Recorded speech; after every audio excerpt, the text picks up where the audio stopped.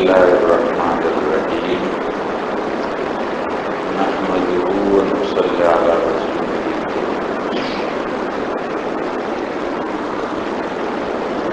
اسوہ حسنہ یعنی رسول اللہ صلی اللہ علیہ وسلم کی زندگی دو لوگوں کے لیے کامل نمونہ ہے، اس کی روشنی میں بات، اور اسوہ حسنہ میں اسلامی حقوق کا تذکرہ چلتا ہے۔ اسلامی حقوق کو جاننا ضروری ہے، یعنی جب ہم دنیا میں رہتے ہیں تو ہم پر کچھ حق اللہ تعالیٰ کے ہیں اور کچھ حق بندوں کے۔ یہ اسلامی حقوق ہیں، ان کو جاننا ایک متوازن اور ٹھیک زندگی کے لیے۔ حقوق دو قسم پر ہیں، حقوق اللہ اور حقوق العباد، اللہ کے حقوق اور بندوں کے۔ حقوق اللہ میں تین بنیادی چیزیں، ایک اللہ تعالیٰ کا حق، ایک رسول اللہ صلی اللہ علیہ وسلم کا حق اور ایک قرآن کریم کا حق۔ یہ سب حقوق اللہ میں آتے ہیں۔ اور حقوق العباد میں مثلاً ایک تو ہے اپنے نفس کا حق، پھر خاندان ہے تو خاندان میں والدین، اولاد، میاں بیوی، بھائی بہن اور دوسرے رشتے دار، اور پھر عام انسان ہیں تو ان انسانوں میں بھی تین، ایک پڑوسی، ایک مسلمان اور ایک کافر، اور پھر عام مخلوق کی بات ہوتی ہے جس میں جانور بھی آتے ہیں، سب آتے ہیں۔ تو ان سب حقوق کو جاننا ضروری ہے۔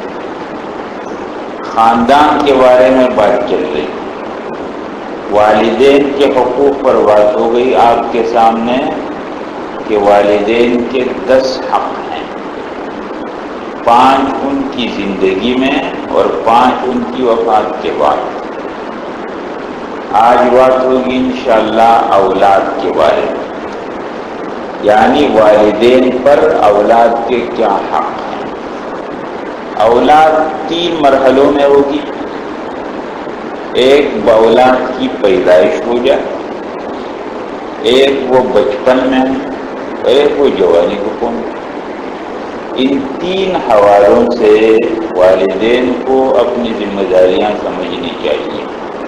پیدائش، بچہ پیدا ہو جائے تو سب سے پہلی بات ہے کہ اس کے نسب کو مانا جائے اور اس کے نسب کو خراب نہ کیا جائے۔ نسب کا کیا مطلب کہ یہ بچہ کس کا بچہ ہے۔ قرآن کریم کے اندر ہے ادعوہم لآبائہم هو اقسط عند اللہ، بچوں کو ان کے باپ کی طرف پکارو، کسی اور کی طرف مت پکارو۔ جس کا بیٹا ہے اسی کا بیٹا کہو، کسی اور کا بیٹا مت کہو۔ نسبت باپ کے سوا کسی اور کی طرف نہ کی جائے، اور باپ بھی انکار نہ کرے کہ یہ میرا بیٹا نہیں۔ سب سے پہلا حق بچے کا یہ ہے کہ اس کے نسب کو مانا جائے۔ دوسرے نمبر پر اس کے دائیں کان میں اذان اور بائیں کان کے اندر اقامت کی جائے۔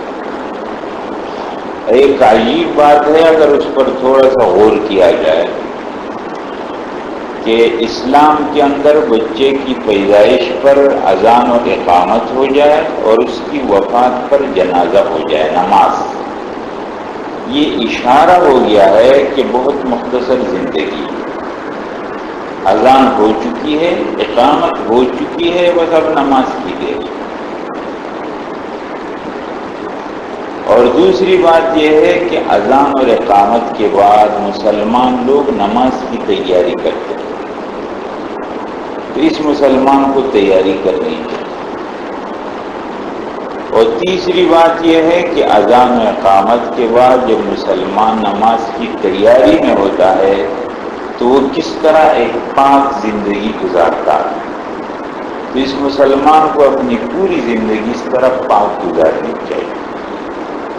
بہرحال دائیں کان کے اندر اذان ہو جائے، بائیں کان کے اندر اقامت. اس کے بعد 7ویں دن اس کا عقیقہ ہو جائے. عقیقہ میں کیا ہوتا ہے کہ بکری ذبح کر دی جائے اور بچے کا سر مونڈ لیا جائے اور جتنے بال بنتے ہیں اتنے برابر چاندی صدقہ کی جائے.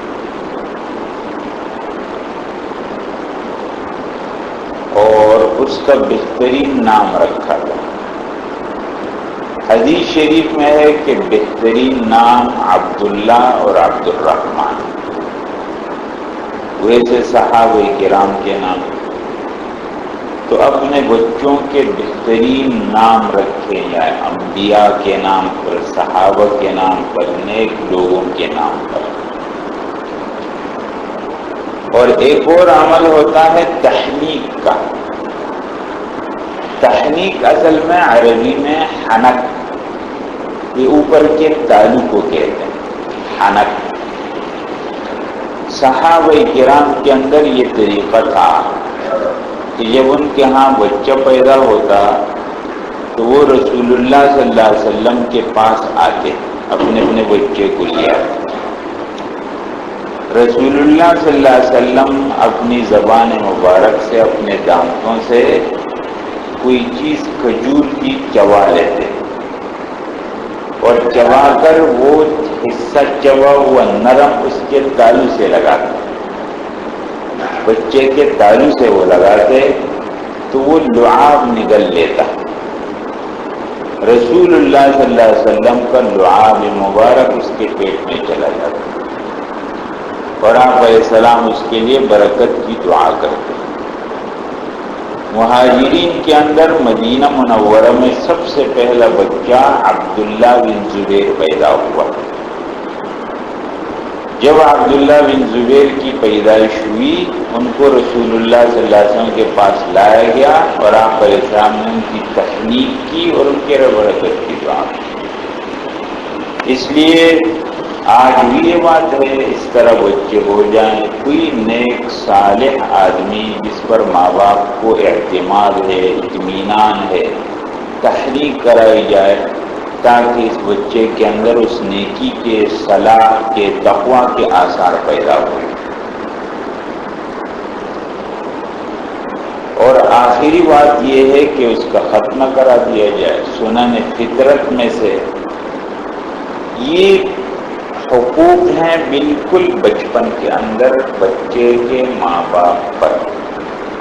اب بات آتی ہے کہ بچہ پیدائش کے دور سے تو نکل کے اب اپنے بچپنے کے اندر تو ماں باپ کے ذمے پر ہے کہ اس کی تربیت جسمانی بھی کرے، تربیت روحانی بھی. حضرات اس بات کی طرف توجہ کی ضرورت ہے. جسمانی تربیت کی طرف تو ماں باپ کی توجہ ہے لیکن روحانی تربیت کی طرف ماں باپ کی توجہ نہیں. روحانی توجہ کیا مطلب ہے بات آتی ہے. اب جسمانی تربیت کو دیکھو، ایک تو ہے بچے کے لیے غذا کا انتظام ماں باپ کے ذمے پر. اگر بالکل چھوٹا ہے تو دودھ، اور جیسے بڑا ہوتا جائے اس حساب سے اس کی غذا تبدیل ہو جائے تو یہ ماں باپ کے ذمے پر. اور دوسری بات کہ اس کے لیے دوا کا انتظام، اگر وہ بیمار پڑتا ہے تو والدین پر لازم ہوگا کہ اپنے بچے کا صحیح علاج کریں. تیسری بات ہوتی ہے ان کے لیے لباس کا انتظام. اور چوتھی بات ہے رہائش کا. یہ سب انسان کی بنیادی ضروریات، بنیادی حقوق ہیں ہر انسان کے. یہ جسمانی تربیت کے اندر یہ بات آتی ہے. اب بات ہے روحانی تربیت. اپنے بچوں کی تربیت کی جائے اور ان کی روحانی تربیت میں یہ 3 باتوں کا خیال کیا جائے. ایمانیات کی تعلیم، اسلامیات کی تعلیم، اخلاقیات کی تعلیم۔ ایمانیات سے کیا مراد، اسلامیات سے کیا مراد، اخلاقیات سے کیا مراد؟ دیکھیں، ایمانیات سے مراد وہ عقیدے ہیں جو انسان کے دل میں بیٹھتے ہیں اور وہ غیر متزلزل اور نہ ہلنے والے اور اپنی جگہ پر جمنے والے خیالات جو انسان کے دل میں بیٹھتے ہیں۔ اللہ وحدہ لا شریک لہ پر ایمان۔ قرآن کریم کے اندر سورہ لقمان پارہ نمبر 21 کے اندر لقمان حکیم نے اپنے بیٹے کو کچھ نصیحتیں کی۔ وہی نصیحتیں ہر ماں باپ اپنے بچے کو کریں۔ کیا کہا؟ وَإِذْ قَالَ لُقْمَانُ لِابْنِهِ وَهُوَ يَعِظُهُ يَا بُنَيَّ لَا تُشْرِكْ بِاللَّهِ۔ لقمان حکیم نے اپنے بیٹے کو نصیحت کرتے ہوئے کہا، بیٹا اللہ کے ساتھ شریک نہیں بنا۔ شرک بہت بڑا ظلم ہے۔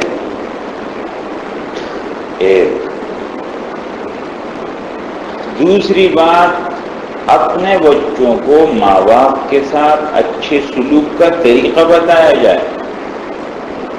حضرات، ماں باپ اگر یہ مطالبہ کرتے ہیں کہ ہمارا بچہ ہمارے ساتھ اچھا سلوک کرے اور برا سلوک نہ کرے، تو اس کو اچھا اور برا سلوک سمجھایا جائے تو صحیح نا؟ اس کو بتایا جائے کہ اچھا سلوک کیا ہوتا ہے، برا کیا ہوتا ہے۔ پھر اگر وہ غلطی کرے تو بات ہوگی، لیکن اس کو معلوم ہی نہیں کہ اچھا سلوک کیا ہے، برا کیا، مجھے کیا کرنا چاہیے، اس کو معلوم ہی نہیں۔ تیسری بات کیا ہے لقمان حکیم کی نصیحت میں؟ یا بنی انہا ان تک مثقال حبۃ من خردل فتکن فی صخرۃ او فی السماوات او فی الارض یأتی بہا اللہ۔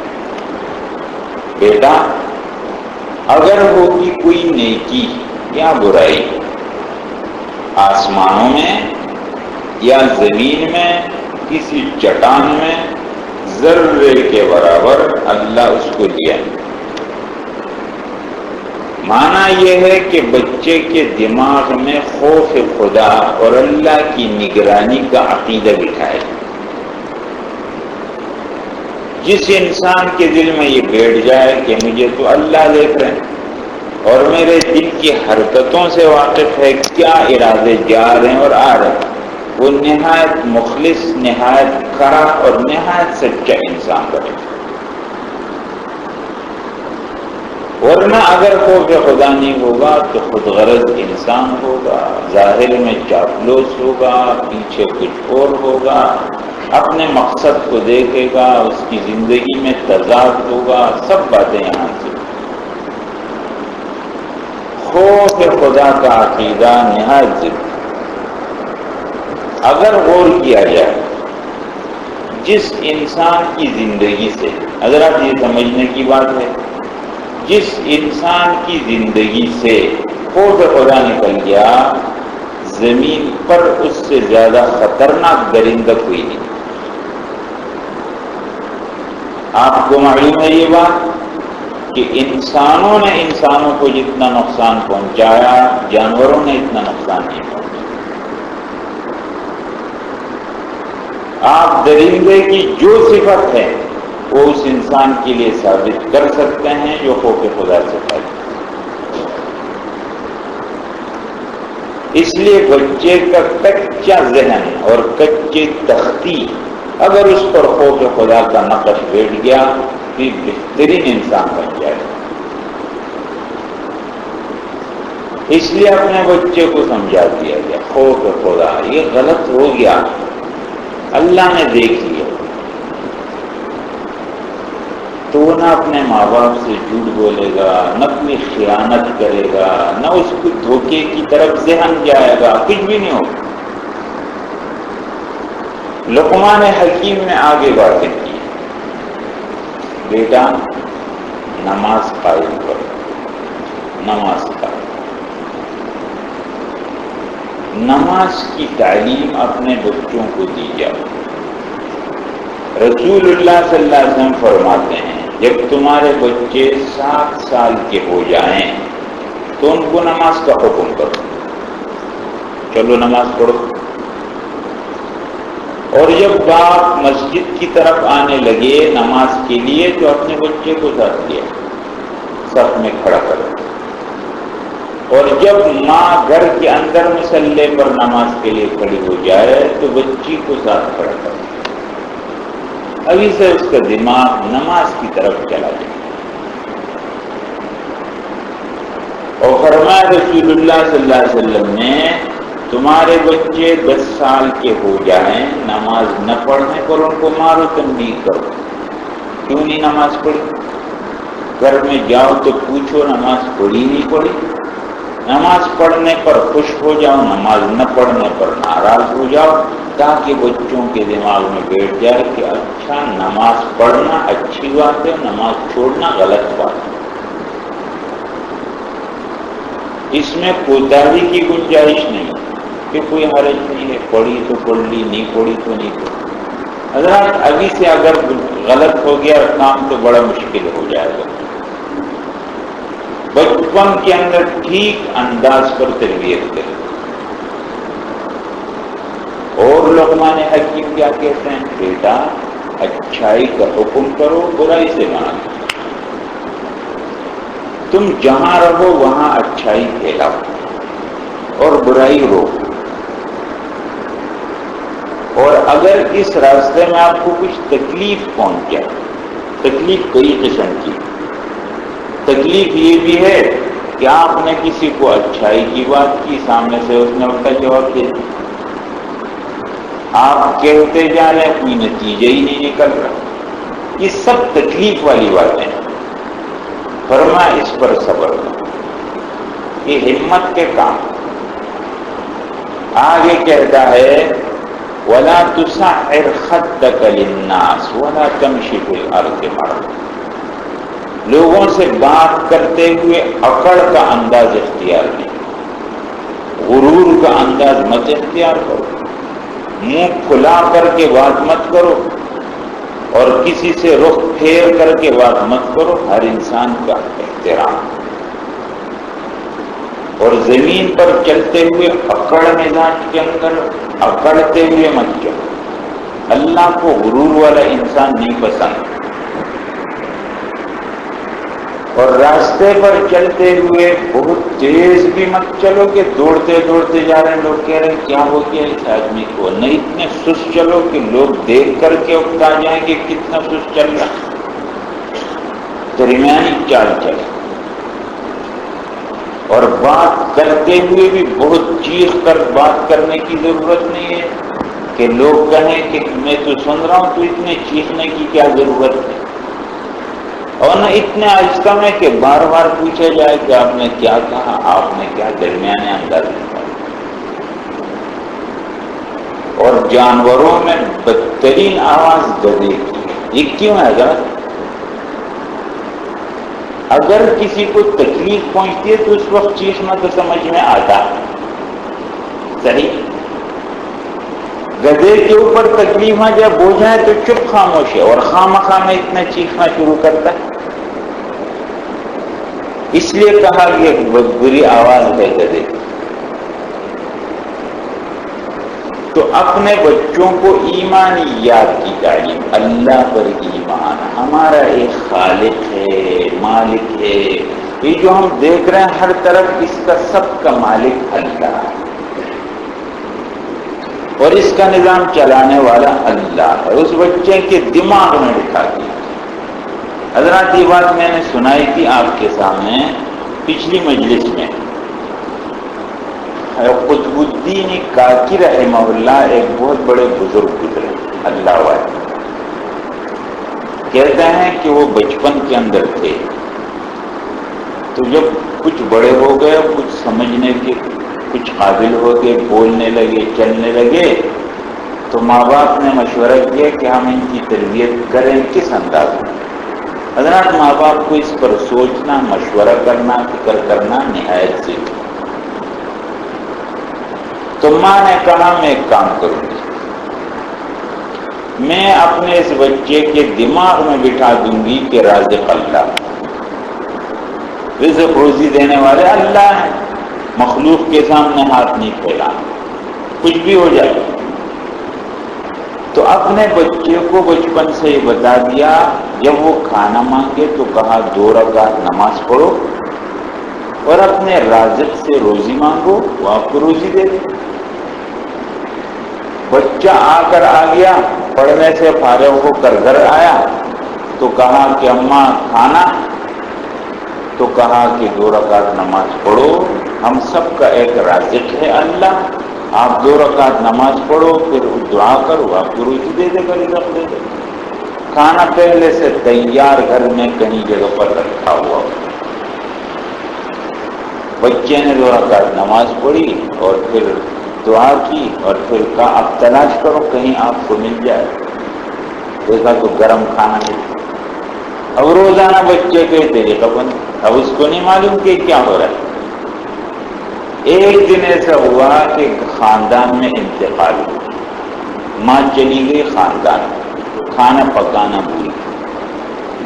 بچہ جب آیا، اب اس نے تو اپنے طریقے پر کام کیا، 2 رکعت نماز پڑھی اور کہا اللہ مجھے روزی، اور جب برتن میں گیا کھانا مل بھی گیا اس کو۔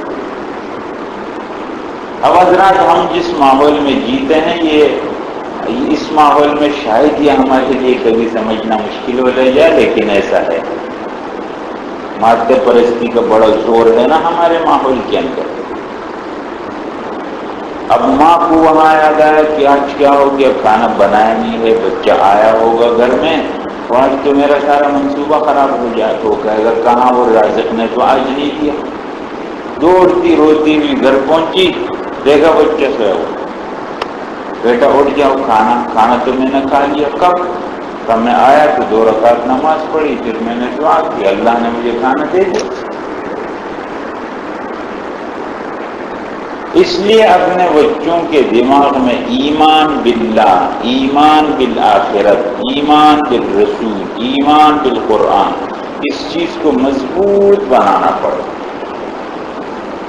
حضرت یعقوب علیہ السلام کا انتقال ہو رہا ہے، اپنے بچوں کو جمع کیا ہے، سورہ بقرہ پارہ نمبر 1 کے اندر بالکل آخر میں، ام کنتم شہداء اذ حضر یعقوب الموت اذ قال لبنیہ ما تعبدون من بعد، کیا تم اس موقع پر حاضر تھے جب یعقوب علیہ السلام کی موت کا وقت آیا، اپنے بچوں کو جمع کیا، فرمایا میرے مرنے کے بعد تم کس کی عبادت کرو گے؟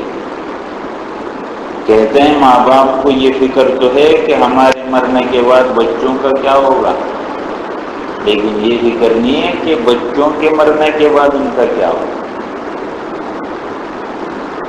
یعقوب علیہ السلام نے فرمایا کہ میرے مرنے کے بعد کیا کرو گے تم لوگ؟ کہا ہم اسی اللہ کی عبادت کریں گے جس کی آپ اور آپ کے باپ دادا ابراہیم، اسحاق، یعقوب علیہ السلام، ابراہیم، اسی کی عبادت کریں گے۔ تو اپنے بچوں کی تربیت میں اس بات کا لحاظ ہے۔ دوسری بات اسلامیات کی کا، اسلامیات سے مراد ہوتے ہیں اعمال، ارکان اسلام، اشہد ان لا الہ الا اللہ واشہد ان محمدا عبدہ ورسولہ، اور نماز، زکوٰۃ، روزہ، حج، جتنے عبادات ہیں، اسلامی اعمال ہیں، ان کی تعلیم بچوں کو دینا ضروری ہے ماں باپ کے ذمے پر۔ تیسری بات اخلاقیات کی بات۔ اخلاقیات سے کیا مراد ہے؟ بڑا لمبا موضوع ہے اخلاقیات۔ بچوں کو سمجھایا جائے بڑے کیا ہوتے ہیں، چھوٹے کیا ہوتے ہیں، اچھی نشانیاں کیا ہیں، بری نشانیاں کیا ہیں، اچھے اخلاق کیا ہیں، برے اخلاق کیا ہیں، یہ سب باتوں بچوں کو سمجھانی چاہیے۔ گھر کے اندر آئے بچہ تو اس کو سلام کی عادت ڈالی جائے، اگر وہ سلام نہ کرے اس کو پھر نکل کے پھر سلام کرے۔ کمرے کے اندر آئے، آپ کے کمرے میں اس کو عادت ڈالنی چاہیے کہ اجازت لے کر آئے، بغیر اجازت کے نہ۔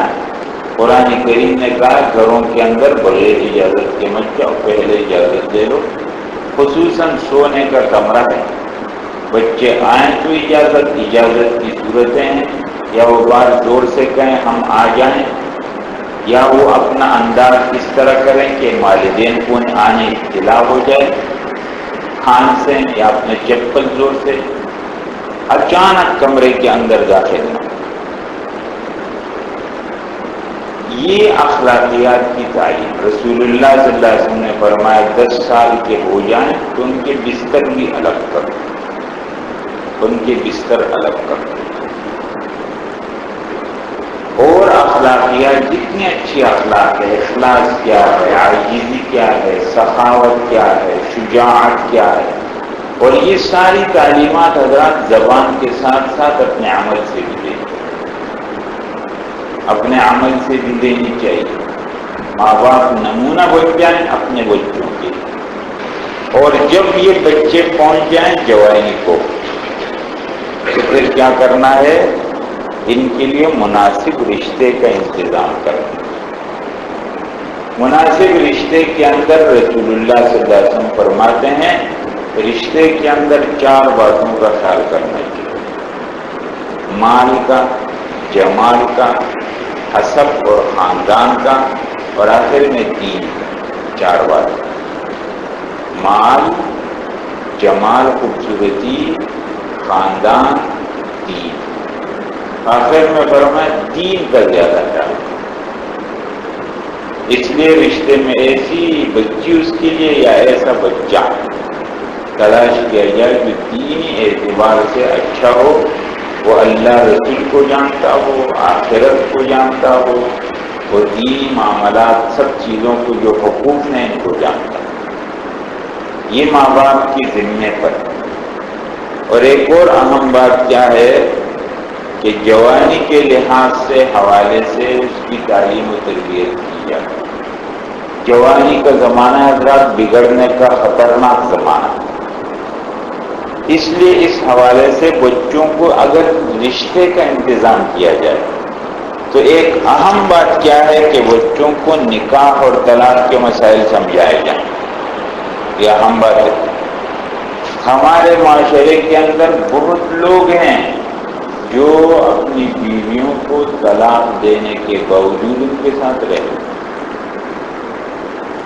اس کے کتنے خطرناک نتائج۔ اس لیے نکاح سے قبل سمجھایا جائے نکاح میں کیا کرنا پڑے گا، کیا ذمہ داریاں، اور طلاق اگر اختلافات پڑتے ہیں تو کیا ہوتا ہے، اس کا کیا حل ہونا چاہیے، شریعت نے اس کا کیا حل پیش کیا ہے، اور طلاق کا کیا طریقہ ہوتا ہے، اللہ بچائے سب کو۔ یہ ساری باتیں سمجھانی۔ اور اہم بات یہ ہے کہ حضرات اس کو ایک اچھے ماحول کے اندر جوڑ دیا جائے۔ ماحول کا اثر ہے، اچھے ماحول میں جڑے گا تو اچھا ہو جائے گا، ورنہ ماحول کے سیلاب میں بہہ جائے گا۔ رسول اللہ صلی اللہ علیہ وسلم نے ماحول کی مثال دی، فرمایا اچھے ماحول کی مثال ایسی جیسے عطر بیچنے والا۔ اگر آپ کسی خوشبو بیچنے والی کی دکان پر بیٹھیں گے تو یا خوشبو لے کر کے جیب میں رکھ دیں گے، اور اگر نہیں تو جب تک وہاں ہوں گے تو مفت میں خوشبو آئے گی۔ اور بری ماحول کی مثال، غلط ماحول کی مثال کیسی ہے؟ جیسے کہ کوئی آگ بتی چلانے والا ہے، آگ جس میں لگائی جاتی ہے، اگر وہاں کوئی بیٹھ جائے تو چنگاری اڑ کر آ جائے گی، بدن کو جلا دے گی، کپڑے کو جلا دے گی، اور نہ ہو تو کم از کم جب تک ہیں تو بدبو آئے گی۔ اس لیے اچھا ماحول جہاں والدین کو اطمینان ہے اور اس کی تحقیق کی جائے، اور اس اچھے ماحول کے اندر اس کو بٹھا دیا جائے۔